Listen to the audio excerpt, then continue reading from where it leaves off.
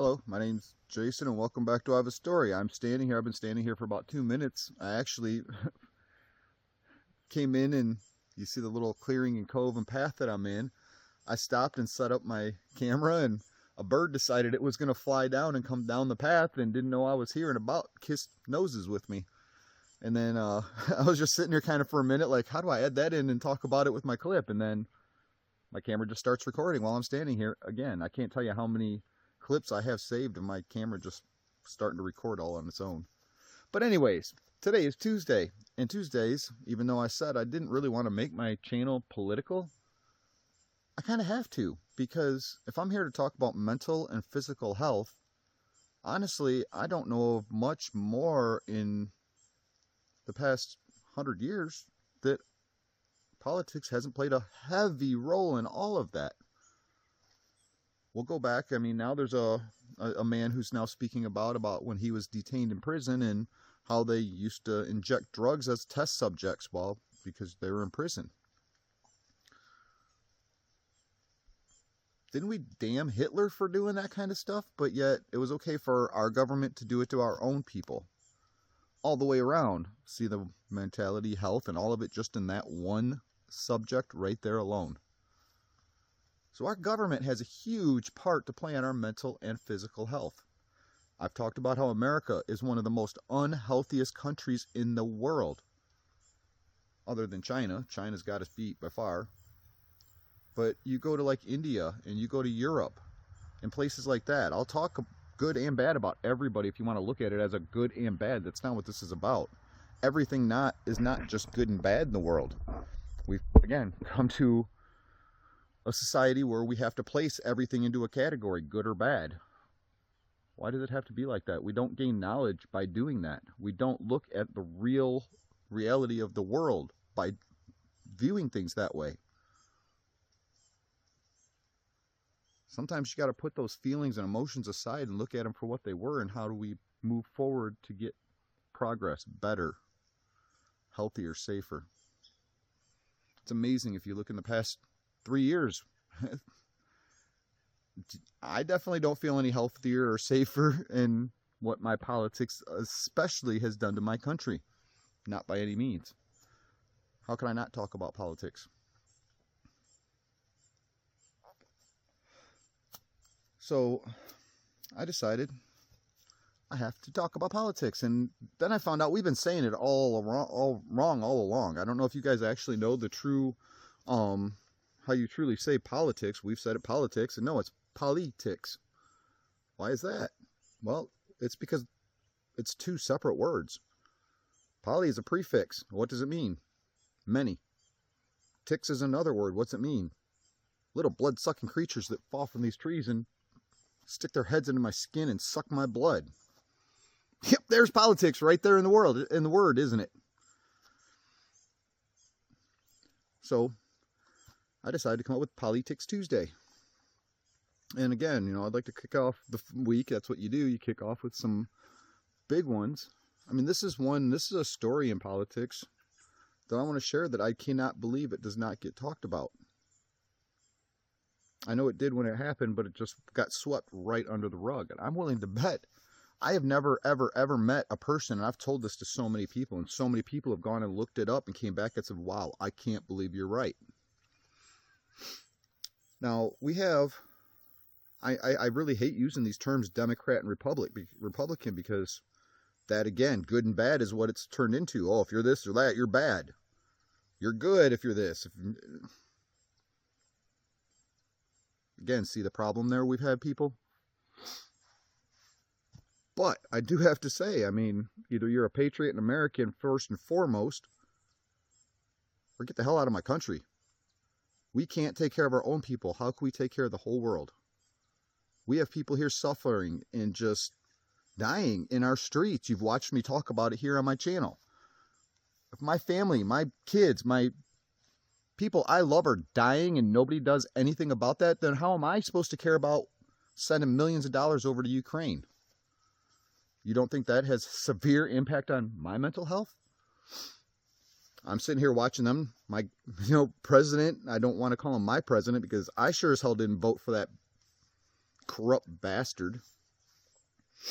And he truly is. They all are. I mean, they're Poli-Tics. Many blood-sucking creatures. That's why they have money. Because they care more about money than they care about morals. Are you a money over morals or a morals over money sort of person? I can tell you I'm broke, so does that answer that question about me? So during the Obama administration, with good old Biden under his shoulder, right? I really want to know, and this is one buried in NDAA 1031. With my eyes, I have gone through and read this report years ago, went through the whole thing and found it. But they bury this stuff in all this legislation.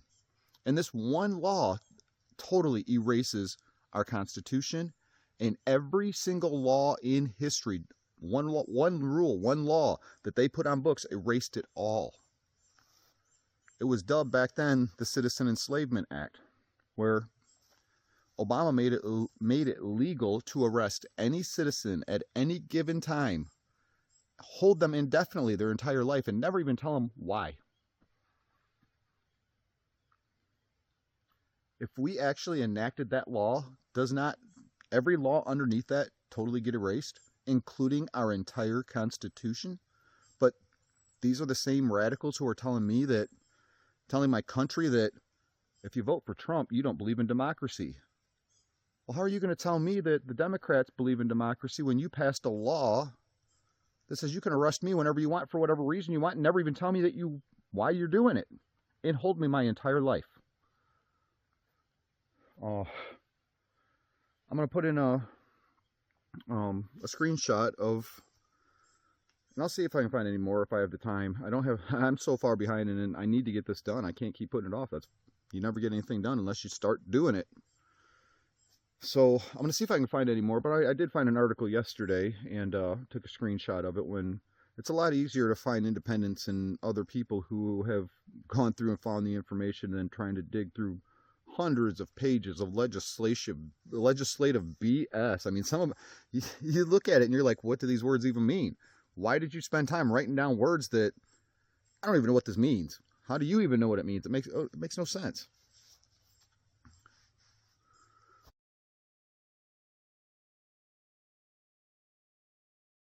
So I really question, why did they make that law? Why did they put it on the books to come and arrest anybody they want, whenever they want, for whatever reason they want, and never even tell them why and hold them forever, unless they plan on using it? This was not a terrorist act to protect us from terrorists. It specifically says in the law, United States citizens. Why? Does that scare you? It scares the living bejesus out of me, because I hate living honestly, my country's really soiling me bad. I am so sick of living in a place where, because a piece of paper says it's right or wrong, means so? Right there, does that one law not prove it in itself? But these people can do whatever they want, and then I've already proven to you, judges don't even care about what's on the piece of paper. They just do whatever they want.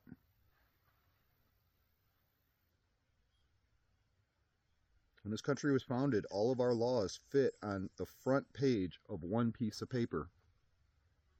Again, I'm going to, throughout these next several weeks, I'm going to be showing you, it was all man-made. Every problem we have is man-made.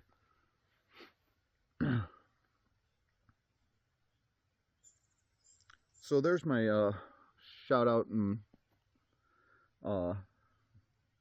step up to my first Poli-Tics-Tuesday. I want to know how many people actually even know that law even exists.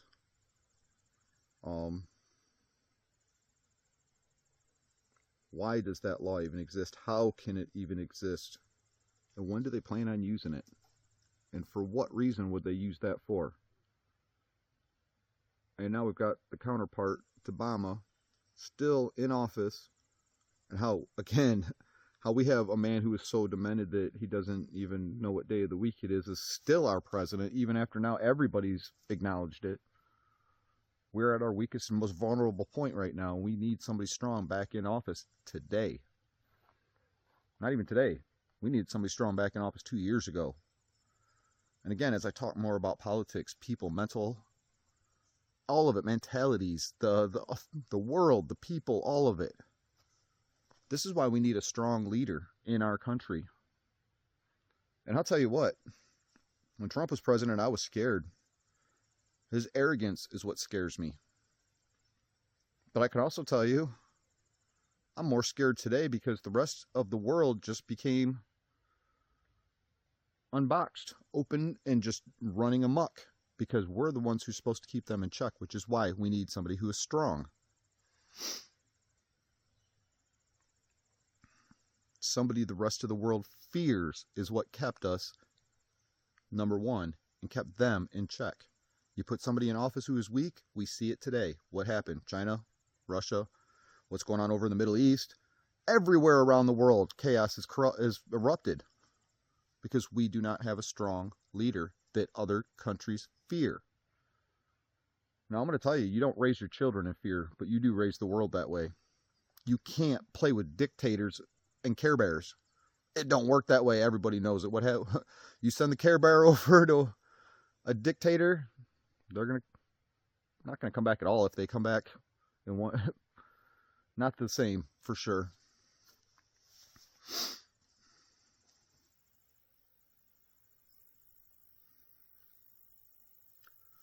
So I guess I'll close here with my first Poli-Tics-Tuesday. I want to know, does that law scare you? Do you have any reason to believe we should have that on the books, that at any day, at any given time, you or I could be arrested and never told why? And held for our entire life and never set free. Again, that erased every single law ever written in history, erased every single one of them, including our Constitution. Were you aware that that law even exists? Are you okay that that law exists? I'm sure as hell not. We need to find a way to take it back.